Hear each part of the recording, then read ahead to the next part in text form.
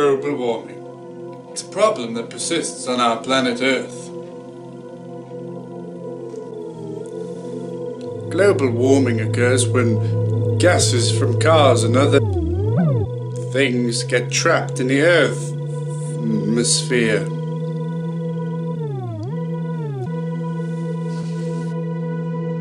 And I tell you, if Earth was a person, well, she wouldn't be happy.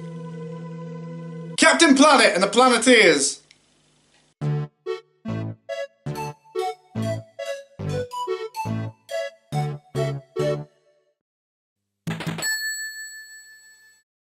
Captain Planet and the Planeteers is an early 90s edutainment animated series that centres around 5 kids who wield elemental powers. As you already know, or can imagine, Captain Planet is about educating its audiences on the dangers of global warming. A global warning, if you will. It also spawned a game on the SNES and Sega Mega Drive and a tour. In this first episode, there's a pigman destroying the land. Oh, look at the bunny!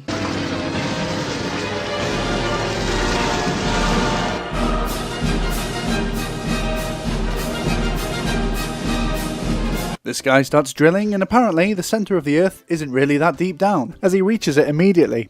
More than that though, it appears the centre of the Earth is the inside of a palace with a sleeping lady.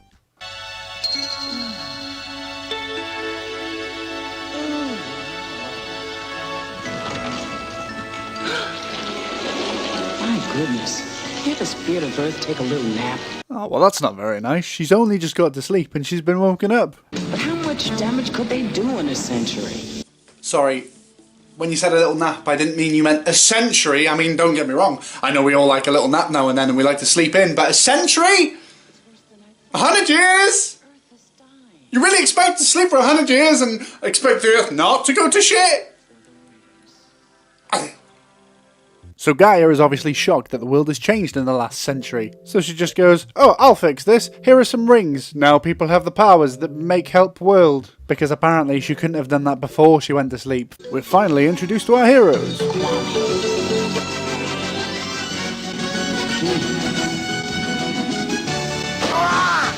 My team.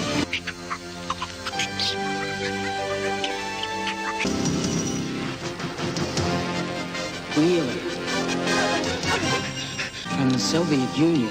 Hang on a minute. You've been asleep for 100 years. How did you even know it was called the Soviet Union? Had a quick brush up on Russian history? Nah, I'm sorry, I just can't abide by such pivotal inaccuracies. They're all kidnapped from their respective countries and teleported to Gaia, and their only response is to be like, oh, the spirit of the Earth wants us to help save the world. That's good. Surely a reaction to such mass kidnapping would be a bit different.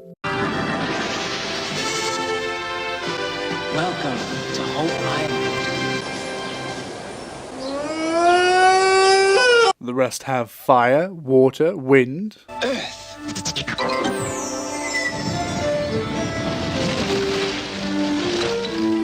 Impressive. Truly, with a ring such as this, I will be able to plant many trees. Interesting, because it seems like the first thing you did was rip a hole in the ground. Wait, so that's 4. So what kind of element does the 5th kid have? Mine is heart. Of course, the most well-known element. Heart. Oh, Shamoy, I can hear him in my head. That's right. Mati, yours is the greatest power of all. Because without a heart to guide them, the other powers are useless. Why does that kid have the most important one of all? You've got Johnny Arsonist over here setting fire to the floors and everything else, and then this kid has telepathy. Who knew you could draw the short straw in this situation? Luckily, Kwame eventually comes to the smart conclusion that they must train, but Gaia has a different plan. I see we will need to practice with our new powers. There's no time, Kwame, for we already face our first crisis.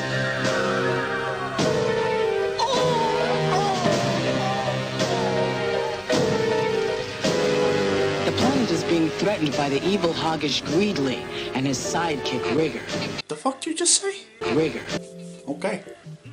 But I'm watching you. So Pigman and, okay, listen closely, Rigger are stealing oil from the Earth. so the Planeteers have to go and stop them, with nothing but their wit, will, and elemental/exposition rings. Exposition rings! It goes about as well as you'd expect since Whoopi Goldberg sent them straight into the battle zone with no training. It's actually Whoopi Goldberg, by the way, I'm not just being massively racist. After realising they're all useless, they combine all their powers. This is it, the moment we've all been waiting for. Fire! Wind! Water!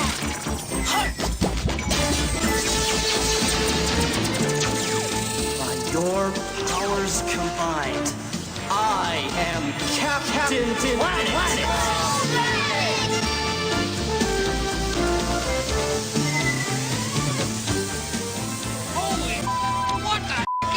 Just look at the beauty, the trunks and the glove combo, the self-righteous announcement, the hair.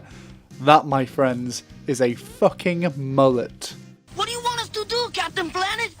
Your rings are temporarily useless while I'm here, but I am your powers combined and magnified. For now, I'll handle Greedly and the spill.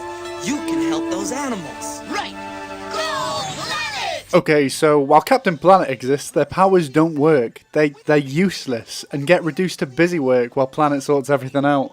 Also, I never understand shows like this where characters that can combine their powers at any time only choose to do so when they absolutely have to. As soon as you introduce a concept where they can summon an all-powerful mullet riding a pale man, you can't write yourself out of that. There's just no need to all have individual powers. Just have Captain Planet. Have the show be Captain Planet. Have it be about Captain Planet. Just get rid of the Planeteers. Captain Planet. Come on, guys! That tickles! Oh, good. Just in case they weren't already looking to completely write themselves into a corner, he's also invincible. Yeah, I'll waste you with some toxic waste!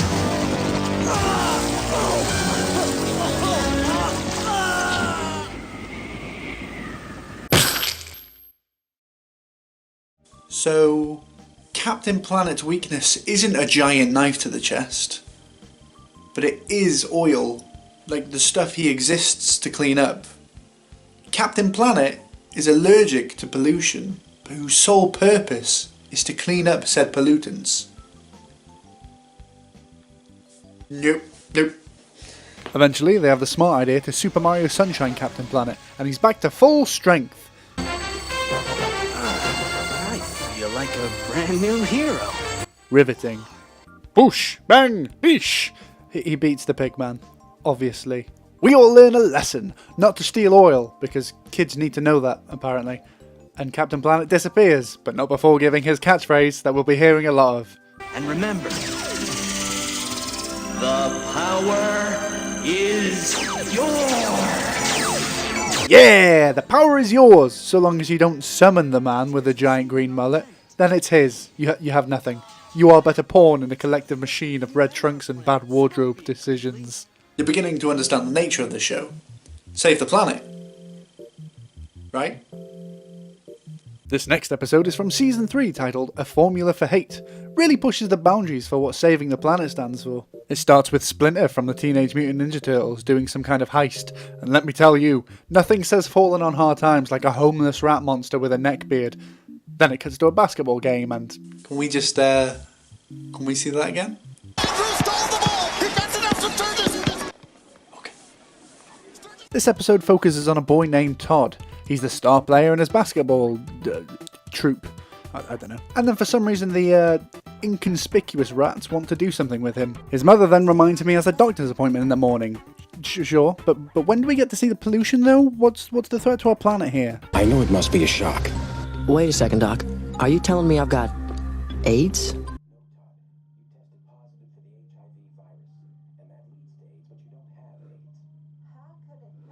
What? I don't think Captain Planet can cure AIDS. The premise is that this monk rat, whose name is Scum by the way, just in case they didn't really drive that home, is that they want to capitalise on the AIDS panic that was so prevalent around that time. I'm talking about spreading hate and ignorance. And I'm just the rat for the job. Once we let people know the kid has AIDS, we can panic the whole town. The Planeteers don't actually play a massive role in this one. It's mostly just about Todd having a mental breakdown and screaming that he has AIDS at everyone. Coach, I've got AIDS. Todd then goes missing, having taken a creepy boat ride to a secret shed. You know, that old trope. After way too much time has passed, they decide to bring forth a Deus Ex Machina mullet to go find Todd. And if you look closely, you can find exactly how Todd got his AIDS in the first place. Hey. Jeez, you okay there, Captain? Your face is looking awfully shiny right now. I know you're not about polluting the planet, but personal hygiene is a must, you know? Bit of moisturiser, bit of deodorant goes a long way. Just saying. After a rousing speech, everyone learns to accept the boy with AIDS and let him play basketball with his friends. If Todd had any other disease, you'd be cheering him on. Right now, Todd needs your support. The power is yours.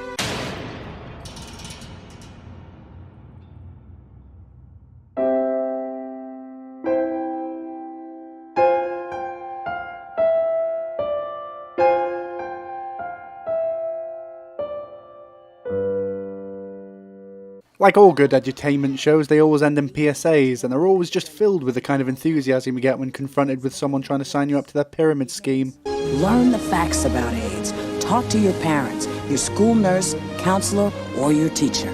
So protect yourself and others with knowledge. Remember, Captain Planet ended after 5 seasons, which is a good thing really, because had it continued it would have ruined the magnificent reputation it had. I said the magnificent reputation. Well, in Europe and here in the UK, it did in fact continue. For one more season. Captain Planet, he's the man, leading the Chargers' #1 fan. Check him out, you're gonna see. He's the Mega Mac Daddy of ecology. Captain the hero with the gumption takes on the overpopulation and consumption. Yeah, he could use a better groomer. Some people say he's got a bad sense of humor. Wheeler's the fireman, he's got heart. He's got the power to make waters part. Bobby's rocking with element earth, and Linka uses wind for all she's worth. This episode is called Who Gives a Hoot? Go on. I'll give you one guess what it's about. Alright. The Planeteers are taking pictures of endangered species to make sure the forests don't get cut down, but then they're interrupted by the forests getting cut down. That's a good job there, guys. Just a fantastic service you're providing. In the trees, it turns out there were some little owls whose mother bailed on them. Who's the real monster here? You flying owl bastard! It seems that one survived though, so now the Planeteers have a mission to protect the planet owl. But the delight in this episode is these knuckleheads, and the joy and the fun that these two provide is just unfathomable. Just pure comedy.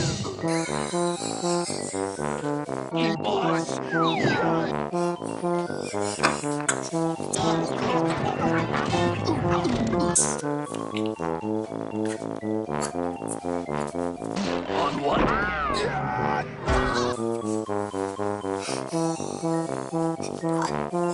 The rest of the episode is just, it's nothing. They go to a judge to ask that the forest doesn't get cut down, and she sides with the guy who represents every 90s villain to ever exist.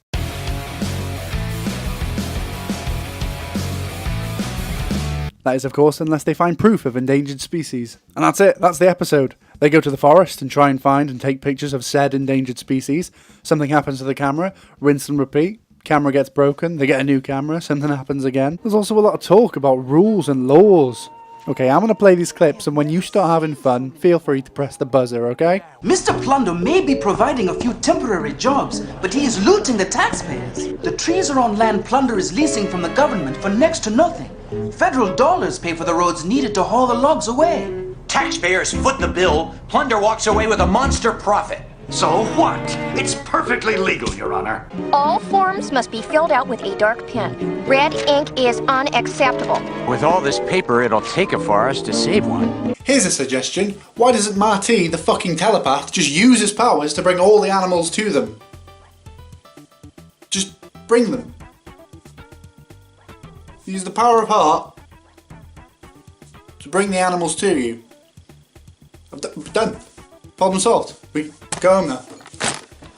It got to the point where I actually forgot the kids have powers that they never seem to use them when they could. Even Captain Planet is reduced to just saving one of the kids from a river. That's the big reason they had to summon him. Could no one have used their powers instead? One of them literally controls water. They summoned an omnipotent being to fly into the river instead. And then he goes. He's gone. Within 30 seconds, Captain Planet and the Planeteers, Season 6, he's gone. He's gone. Fuck this show. Hey, while he's there, how about getting him to beat the shit out of the guy who's trying to cut down the trees? Or get him to fly through the forest and find the endangered species himself? Does Captain Planet not care about that? He used to care so much. He was all about saving trees and shit. I just don't get this. If there's one more situation in the show where the problem could have been prevented had the kids just used their powers. I don't know what I'm gonna do. They finally get a snap of the spotted owl and they can finally save the forest. But, the idiot at Kodak gets bypassed by this moron, and then the judge sides with the guy who, if had been googled at the time, would have been on a particular register that has nothing to do with cutting down trees. Don't worry though, because of course this ancient technology had these things called negatives from which the pictures are created. And if not for the quick thinking, haste and competence of this man, then the forest would have been completely cut down. You have been looking through those pictures for almost a week. I'm sorry, it's been a fucking... That's right, it's been a week since the judge ruled in the tree cutter's favour, so by the time they rush to the forest, it's too late, it's gone. What are you going to do? Stop me from clear cutting? And that's it! It ends! They're just left standing there, and even though they have the power of the judge to stop them, he just says he's going to cut down more, and no one says anything!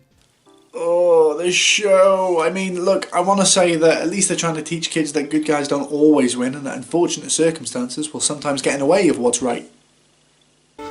Truly, with a ring such as this, I will be able to plant many trees and also stop many bulldozers from destroying the forest. One of the Planeteers' power is to literally grow trees out of the ground.